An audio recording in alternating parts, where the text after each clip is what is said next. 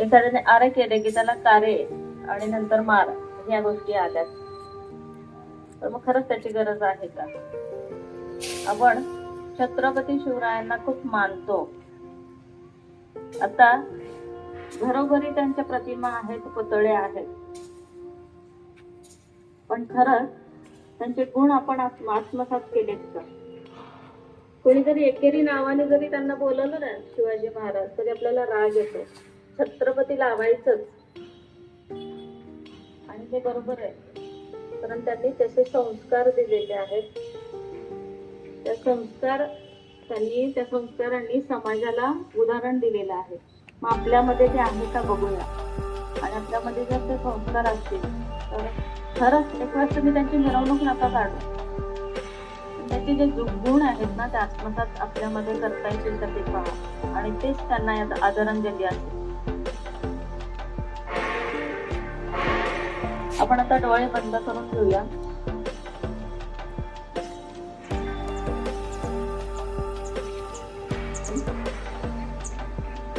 डोळे उघडे ठेवून आपण कृती बघून घेऊया पहिलं, की जेणेकरून डोळे बंद केल्यानंतर आपलं कन्फ्युजन होणार नाही.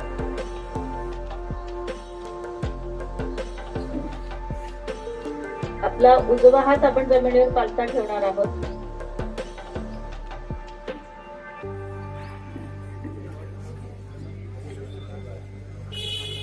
आणि डावा हात मांडीवरती असं पालथा ठेवायचा आहे. जमीन आहे ते. ह्याच मातीमध्ये आई मारत असताना सुद्धा आपण लोळायचो. ही तर तो खूप स्वच्छ जागा आहे, ठीक आहे ना. आता वेगळं वाटतंय, पण हे प्रार्थना केल्यानंतर मग बघा, तुम्ही स्वतःलाच बघा. तिथे प्रार्थना झाल्यानंतर आपला उजवा हात मांडीवरती आणि डावा हात असा आकाशाकडे करायचा. उजवा हात मांडीवर घ्यायचा, डावा हात असा आकाशाकडे.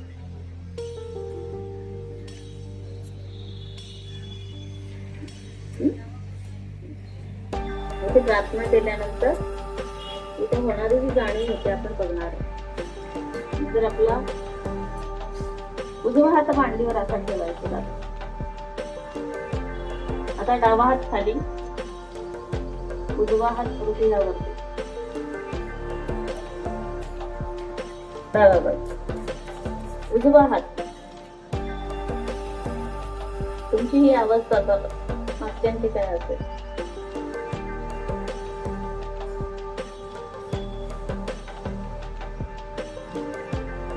ते चढलं मग टाकीच्याच ना, म्हणून तो त्यांना प्रत्येकच बोलावं लागतं. लक्ष कुठे. इथे प्रार्थना केल्यानंतर आपला तो उजवा हात कपाळावर आडवा ठेवायचा आणि डोकं थोडंसं पुढे झोपवायचं.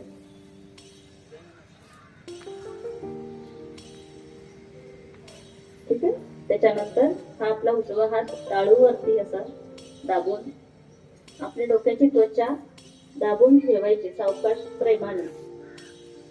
कोणाचाही राग आपल्या डोक्यावर काढायचा नाही. मॉलिश करतो ना, डोक्याची त्वचा दाबून ठेवायची. बोला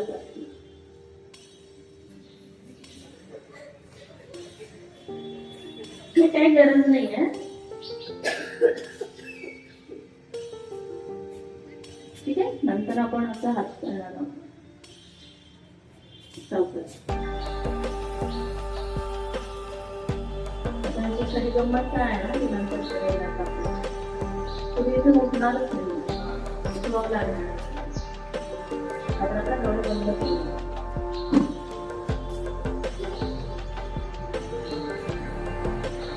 डोळे बंद करूया.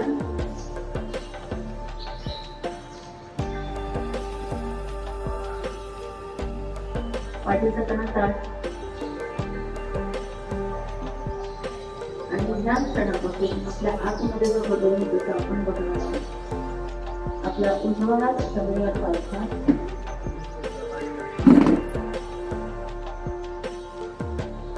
इथे प्रार्थना करत असताना आपल्या उजव्या हातातून जमिनीमध्ये काही खेचलं जातंय का तिकडे लक्ष द्यायचं. मनातल्या मनात प्रार्थना करूया. परपूजा माताची आमची इडा नाडी संतुलित होऊ द्या. आमची इच्छाशक्ती संतुलित होऊ द्या.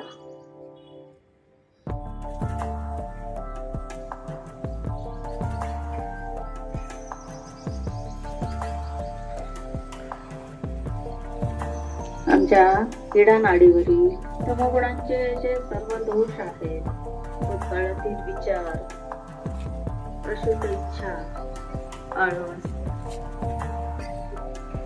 धरणी तत्वात विलीन होऊ द्या.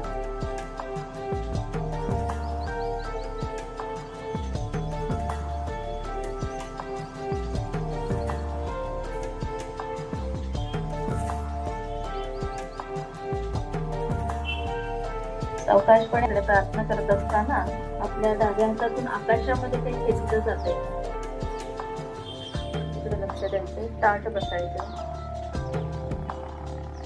परमपूज्य माताजी, आमच्या पिंगला नाडीवरील रजोगुणांचे सर्व दोष, भविष्यातील सर्व प्रकारचे विचार, जास्तीची उष्णता,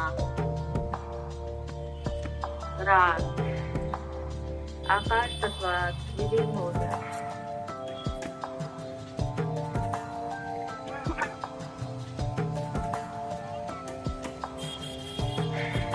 बोटांच्या टोकांकडे लक्ष द्यायचं.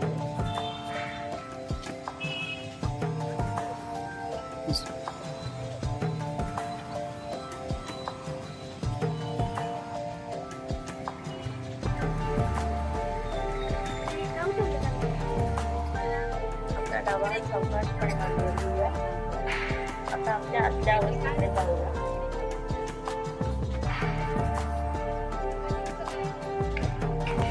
आपला उजवा हात हृदयावरती, हृदयाच्या ठोक्यांवर लक्ष द्यायचं.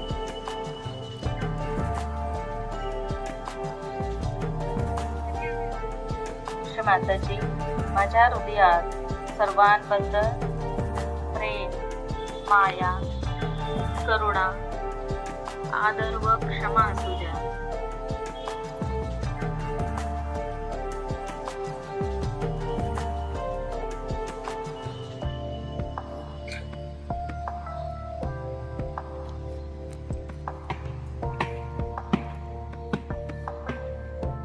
माताजी, माझ्या हृदयात सर्वांबद्दल प्रेम, माया, करुणा, आदर व क्षमा असू द्या.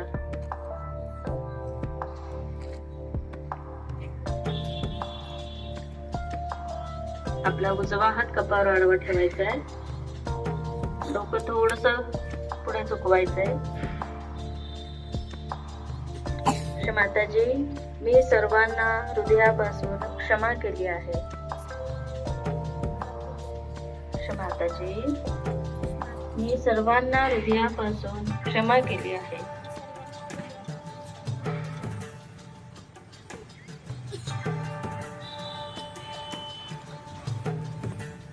माझा कोणावरही राग नाही.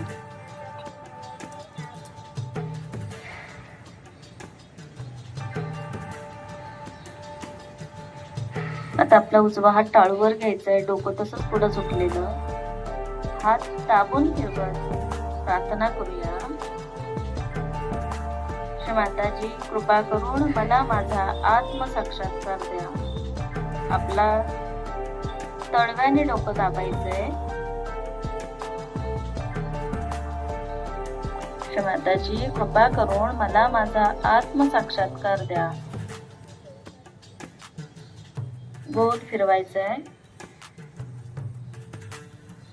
माताजी, कृपा करून मला माझा आत्मसाक्षात्कार द्या. मला माझं महत्व समजू द्या.